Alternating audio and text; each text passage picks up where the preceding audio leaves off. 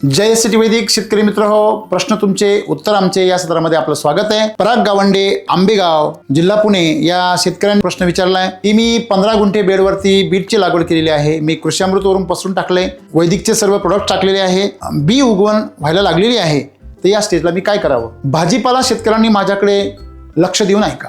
भाजीपाला हे जे पीक आहे हे कमी कालावधीचं पीक आहे, त्यामुळे त्याच्या स्टेजेस फास्ट वेगाने बदलत असतात। आपण जसं लहान मुलाला पुन्हा पुन्हा दिवसभरामध्ये ते अनेक वेळा खातं, मोठं माणूस जसं लहान मूल मोठं होत जातं तसं त्याच्या खाण्याच्या वेळा कमी होत जातात, आणि जेव्हा ते आपल्यासारखं प्रौढ बनतं तेव्हा दिवसातून 2च वेळेस खातं। तसंच आहे पिकाचं पण तसंच आहे।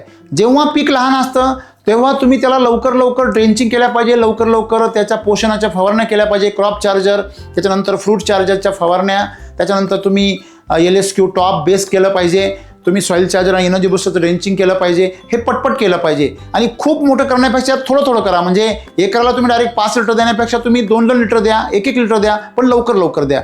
जसं तुमचं पीक मोठं होत जाईल तर तसं तुम्ही अंतराने तुझं अंतर वाढवत चाला, आणि काही दिवसांनी तुम्ही आपल्या रेग्युलर शेड्यूल प्रमाणे या। लहान वयामध्ये ना, आता थंडी चालू आहे त्यामुळे तुम्हाला जे सॉइल चार्जरचं ड्रेंचिंग आहे ते तुम्हाला रिपीट करायचं आहे, लवकर करायचं आहे। यासाठी तुम्ही आपलं शेड्यूलही पहा आणि आपले जे अधिकारी आहे त्यांच्याशी संपर्क करा। पण एवढं लक्षात ठेवा की भाजीपाल्यासाठी आपल्याला सुरुवातीच्या काळामध्ये खूप लवकर ट्रीटमेंट करायची आहे, कारण वेगाने झाडाची वाढ होत असते आणि नंतर त्या ट्रीटमेंट त्याचं अंतर वाढवत चालायचे। पाण्याचा वापर कमी करा, थंडी चालू आहे, पाणी द्यायचं असेल तर सकाळच्या वेळेस द्या, संध्याकाळी पाणी देऊ नका। अशा प्रकारे काळजी घेऊन आपण ट्रीटमेंट करा। धन्यवाद।